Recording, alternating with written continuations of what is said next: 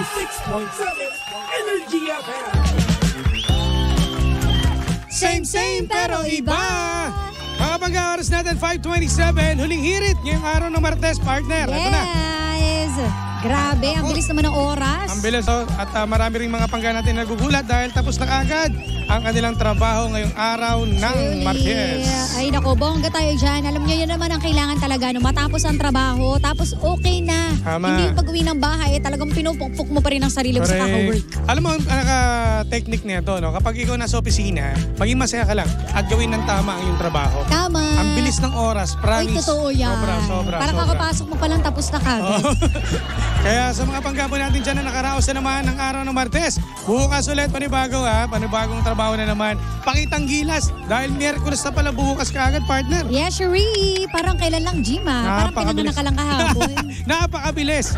Pero eto, bago tayo lahat mag-umpisa sa ating drama ngayong pong araw ng Martes, i-ano muna natin, i-share po ang ating official Facebook page. Hoy, partner, malapit na tayo mag 1 million. Mga pangga, baka isa ka na lang doon sa nihintay para maging 1 million na po ang ating official Facebook page, Energy FM 106.7. Congratulations.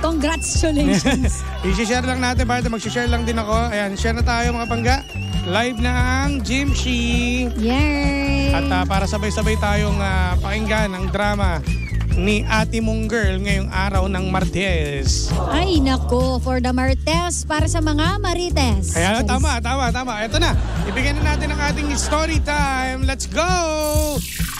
Eto na, partner, dahil ito si ate ay talaga namang hindi na alam ang gagawin. Nayayamot na. Gusto nang manakit. Kasi meron daw siyang jowa na sa tuwing daw na aalis sila at out of town, lagi na lang lagi na lang daw nakikipag-away kapag may nakakainitan o nakikitgitan at nakakainitan sa kalsada. Naku. So ito yung mga partner, mainitin ng ulo, nagdadrive to. Yes. At pati ako halos atakihin kapag galit ang aking jowa. Ano ba ang disiplina na dapat gawin ko sa kanya? Hindi ko na kaya. Alam mo, yan yung mahirap, kung kunwari meron kang partner na merong anger issues. Diba? Kasi kung kunwari ikaw kalmado kang tao, kung yung kasama mo ganun, mapapahamak ka pa rin. Correct. Ito, wala itong pinagkaiba sa mga nagte-trending po ngayong sa social media na nakikita po natin na halos, di ba, partner, may mga tao doon na nakipag-away, may mga bubunutin. Correct. Di ba? Ang nakakatakot lang kasi dito, hindi mo kilala kung sino yung mga taong nakakompronta mo at nakakaaway mo. Baka mamaya, di ba, nag-iingat lang dito si ate, yung jowa niya.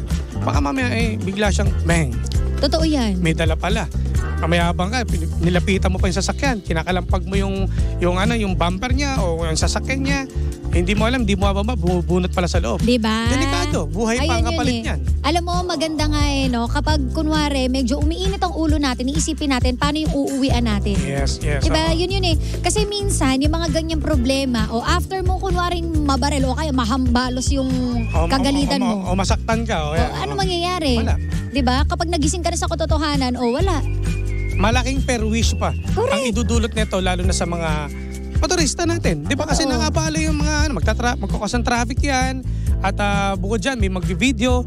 Malaking kahiyan pa to kasi nga magte-trending yan, makikita ng pamilya mo, mag-anak din ng jowa mo o pamilya ng jowa mo.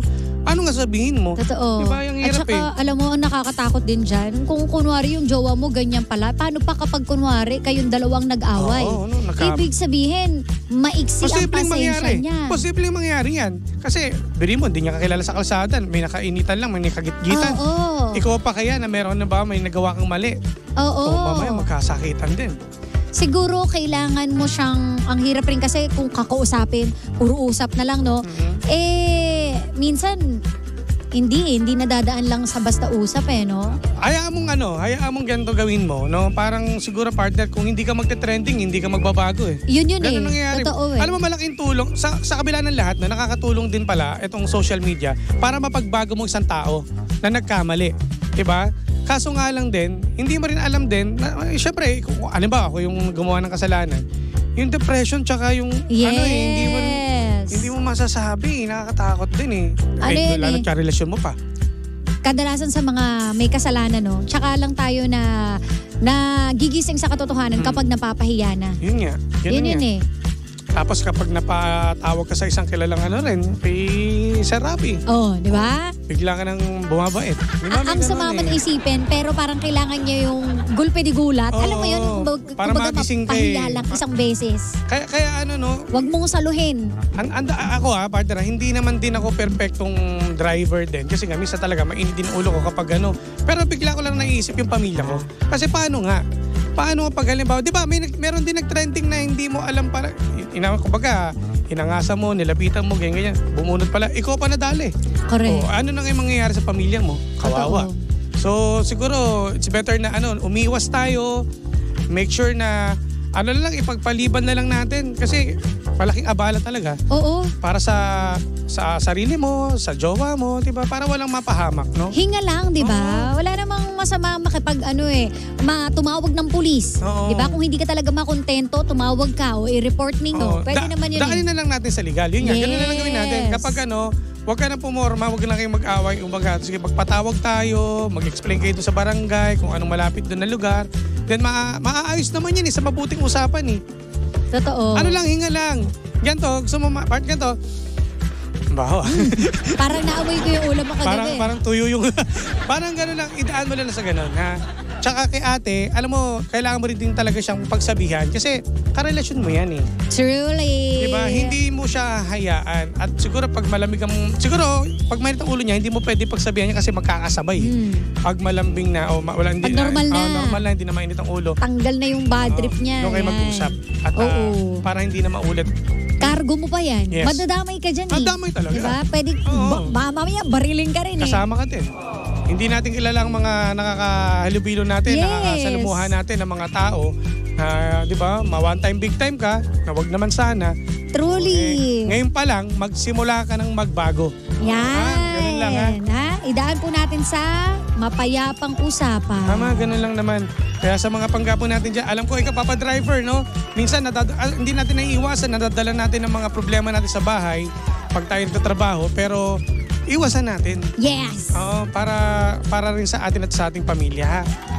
Ganun Chill lang tayo, Chill relax, ha? Wala nang init ulo. Dapat laging masaya. Dapat ngayong taong 2024 ay ang pagbabago. Tama. Hindi natin alam ang mga nangyayari sa mundo ngayon, partner. Ha? Simulan mo nang magbago. Ang init ng ulo, pagkasama na lang si Missy sa gabi. Ayan, diyan mo painitin ang ulo mo.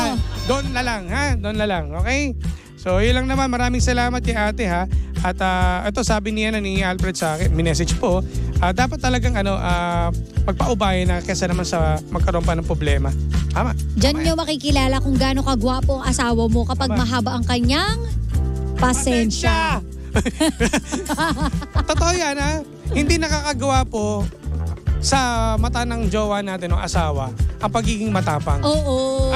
Agree ka dyan? Correct. Bilang si Sheena, Mas nakaka plus point sa amin, no, kapag mahaba ang pasensya ng lalaki. At mabuting tao ka. Di ba yun lang naman yun eh? Kasi hindi mo naman pakita na magaling ka makipagsuntukan. Correct. Hindi nakakalalaki yun. Hindi. Akala ng iba ganun. Oo, Kasi tara, sundukan na lang. Sikat siya dahil nakabanat siya, magaling siyang makipagsuntukan. Pero corny. Mas corny yung ganun. Parang ang yabang naman ang dating mo kapag puro suntukan lang alam mo. Ang pinakamahirap dyan ay gayahin ka ng anak mo. Tama. Ano lang, ha? Tapos ilalabo mo pa na tama, di ba? Na alam mo namang mali. Gul. Nagkaalat na ang CCTV. Tignan na natin to. Social media. Kaya na. Ang pinaka-bottom line nito ay dapat tayo kalmado lang sa lahat ng bagay. Yan. Perfect. Alright, at dahil dyan, kalmado lang tayong lahat, pangga, at bukas magkakadaldala na naman tayo para sa panibagong drama. Tama. At bago lahat, partner, batiin ko lang mga tropa natin dyan. Si Ate Feli Katapang na nakatutok sa atin ngayon from Batangas City. Ayan. At kay Malende Diyos. At sa mga nagba-birthday po daw, shoutout po si Drasir. Hello Richard po. pala to, si Richard. Ayan, Richard. Maraming salamat sa inyong pagtutok. Happy Tuesday. Hello po. At kay Ma'am Zell na nakatutok sa atin dyan everyday. Maraming salamat.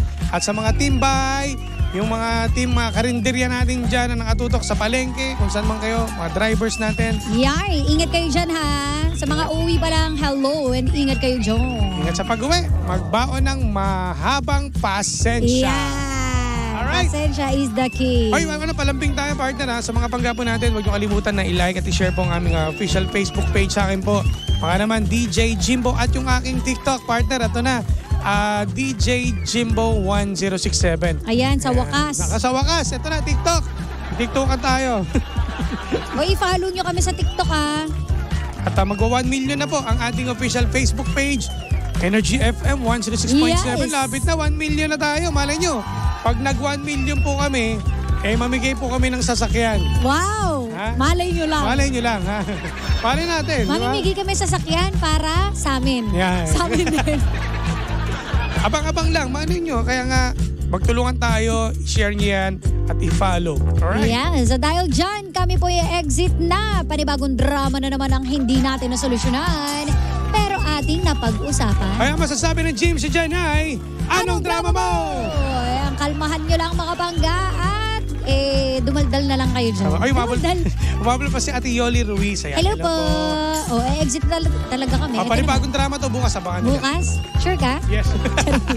Tutok lang mga bangga na kasama't nakapiling po ninyo nag-iisang pababot na si Sheena. At ang inyong Jimbalist DJ na si Jimbo. Dito lang yan sa programang Anong Drama Mo? Number 106.7 Energy FM. Panggawang sabihing radyo, sabihin mo!